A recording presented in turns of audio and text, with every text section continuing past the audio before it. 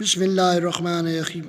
حکمت نمبر 453، جو اپنے اندرونی حالات کو دوست رکھتا ہے خدا اس کے ظاہر کو بھی درست کر دیتا ہے، اور جو دین کے لیے سرگرم عمل ہوتا ہے اللہ اس کے دنیا کے کاموں کو پورا کرتا ہے، اور جو اپنے اور اللہ کے درمیان معاملگی رکھتا ہے خدا اس کے اور بندوں کے درمیان کے معاملات ٹھیک کر دیتا ہے۔